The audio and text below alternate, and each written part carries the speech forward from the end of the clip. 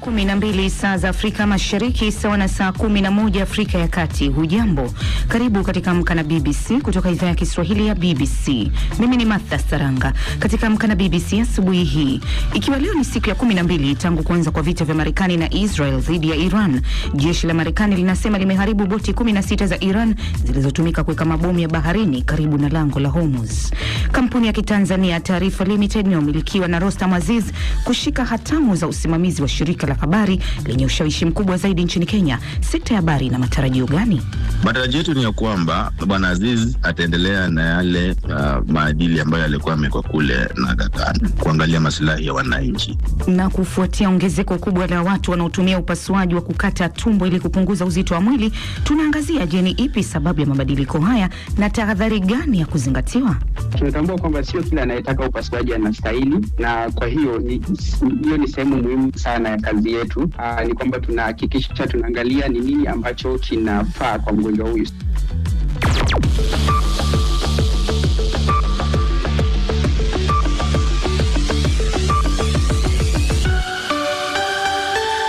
Kwanza muktasari wa habari za dunia na Florian Kaijage. Asante Martha Saranga.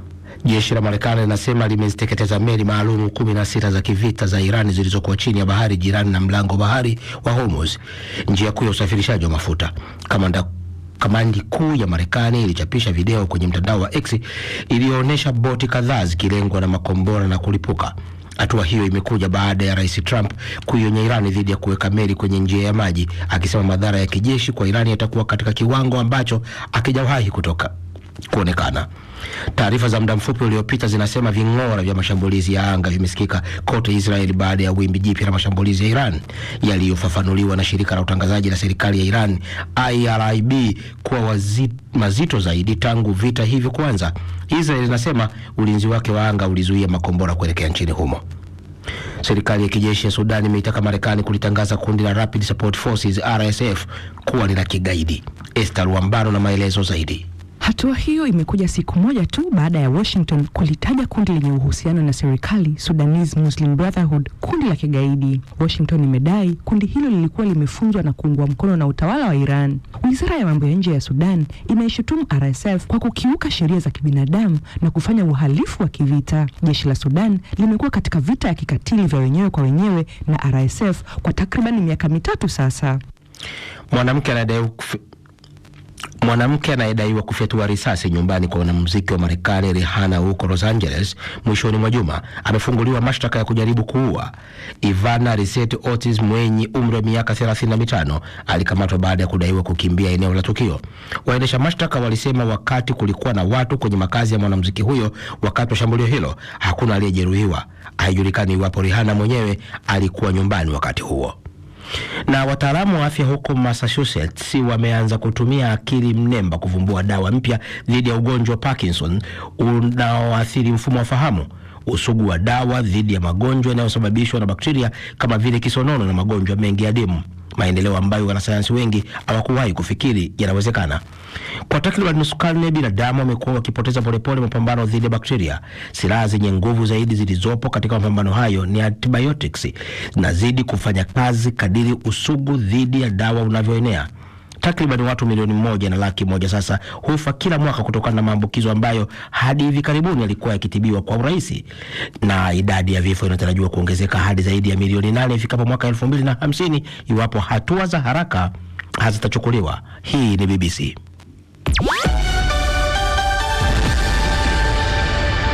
Muktasari wa habari za dunia umewasilishwa na Florian Kaijage. Unasikiliza Amka na BBC kutoka idhaa ya Kiswahili ya BBC. Matangazo haya yanasikika kupitia CGFM na Radio 1 nchini Tanzania, Voice of Karamoja nchini Uganda, Pamoja FM Kenya na Radio Muungano Beni katika Jamhuri ya Demokrasia ya Kongo. Pia unaweza kusikiliza matangazo haya kwenye mtandao wetu bbcswahili.com ama kwenye ukurasa wetu wa Facebook BBC Swahili. Mimi ni Martha Saranga. Ikiwa leo ni siku ya 12 tangu kuanza kwa vita vya Marekani na Israel dhidi ya Iran, jeshi la Marekani linasema limeharibu boti 16 za Iran zilizokuwa zikitumika kuweka mabomu ya baharini karibu na lango la Hormuz, ambayo ni njia muhimu ya usafirishaji wa mafuta duniani, taarifa ambayo ilisababisha bei ya mafuta kushuka kwa muda. Esa Luambano na taarifa zaidi. Makao makuu ya jeshi la Marekani ilichapisha video kwenye mtandao wa X ikionyesha boti kadhaa zikilengwa na makombora na kulipuka. Rais wa Marekani Donald Trump amesema jeshi la Marekani limeharibu boti zaidi ya 10 za Iran zilizokuwa zikitumika au kushukiwa kutumika kuweka mabomu ya baharini. Katika chapisho lake katika mtandao wa kijamii X, Trump alisema, "Nina furaha kuripoti kwamba ndani ya saa chache zilizopita tumepiga na kuharibu kabisa boti au meli 10 zisizo na shughuli zilizokuwa zikihusishwa na uwekaji wa mabomu ya baharini na nyingine zitafuata," aliandika. Awali ikulu ya Marekani, White House, ilikanusha taarifa kwamba Marekani ilikuwa inasindikiza meli za mafuta kupita kwenye mlango huo wa bahari. Kauli hiyo ilipingana na chapisho la waziri wa nishati Chris Wright kwenye mitandao ya kijamii. Chapisho hilo lilisababisha bei ya mafuta kushuka kwa muda, lakini baadaye bei hizo zilipanda tena. Kufungwa kwa njia ya Strait of Hormuz kumeathiri usafirishaji wa mafuta kutoka Ghuba ya Uajemi na kusababisha wasiwasi mkubwa katika uchumi wa dunia. Ikulu ya Marekani imesema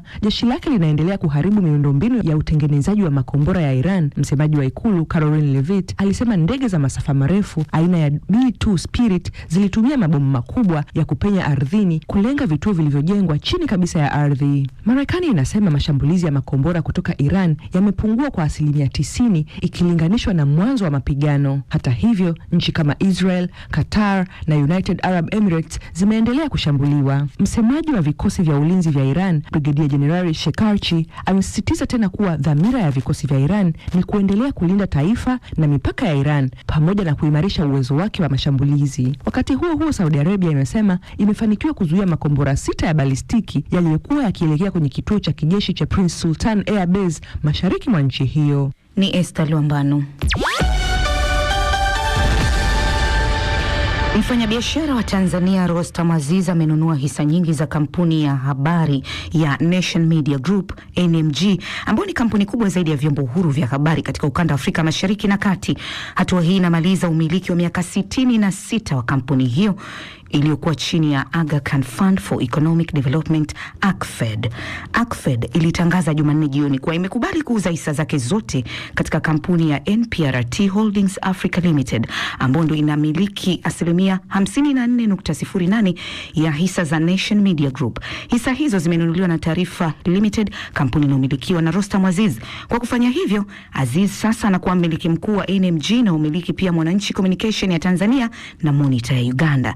Nation Media Group ilianzishwa mwaka 1959 na Karim Aga Khan wa 4.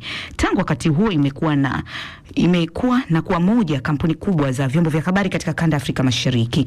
Sasa hatua hii ina maana gani kwa kampuni ya Kitanzania Taarifa Limited kushika hatamu za usimamizi wa shirika la habari lenye ushawishi mkubwa zaidi nchini Kenya? Eric Oduor ni katibu wa chama cha waandishi wa habari nchini Kenya. Hii ni hatua ambayo tutakuwa tunaangalia kimakini sana, maanake ukiangalia kampuni ya Nation Media Group ni kampuni ambayo ilikuwa na desturi yake. Ilikuwa na desturi ya kuangazia uhuru wa wanahabari na pia kuangalia wanahabari ama vyombo vya habari zinachangia kwa uongozi mwema na pia kuwa na jamii ambayo inaongozwa vyema. Kwa hivyo sasa sisi kama chama cha wanahabari tutakuwa tunaliangalia kimakini, tuona kwamba huyu mmiliki mpya ambaye anakuja Aziz ataendelea na ile desturi iliyowekwa na Aga Khan kule katika hiyo kampuni ya kuangalia kwamba vyombo vya habari zinaangazia maslahi ya wanahabari na sio faida. Kwa hivyo itakuwa ni jambo ambalo 66 ya waandishi wa habari unaozingatia misingi ya maadili chini ya usimamizi wa Aga Khan. Kujiondoa huku kuna maana gani kwa uhuru wa uhariri wa shirika hili kubwa zaidi la habari katika kanda ya Afrika Mashariki? So iwapo huyu mwekezaji mwenye amekuja ataangazia mambo ya faida badala ya kuangalia vile Aga Khan alikuwa anaangalia maslahi ya wananchi na kuangalia kwamba tuko na uhuru wa wanahabari na pia wanaangazia yale ambayo yanatendeka katika jamii, basi kutakuwa na tatizo. Iwapo atakuja na sema ya kwamba basi sisi tutaendelea na zile desturi na kanuni ambazo zilikuwa zimewekwa kule na maadili ambazo zilikuwa mmewekwa na Aga Khan, basi hapo tutasema ya kwamba tutakuwa na bado kama kuna mambo yataendelea vizuri. Rostam Aziz aliwahi kumiliki kampuni ya habari ya New Habari habari iliyofungwa rasmi mwaka 2002. Pia kwa miongo kadhaa amekuwa na ushirika wa karibu na serikali ya Tanzania na chama tawala CCM. Hii inaweka sura gani katika umiliki wa vyombo vya habari wa NMG? Matarajio yetu ni ya kwamba Bwana Aziz ataendelea na yale maadili ambayo alikuwa amekuwa kule na Aga Khan. Na maadili hayo ilikuwa ni ya kwamba lazima tuangalie vyombo vya habari kama chombo muhimu sana kuangalia maslahi ya wananchi. Eric Odur, katibu wa chama cha waandishi wa habari nchini Kenya. Sasa leo katika waridi wa BBC kutana na Fatuma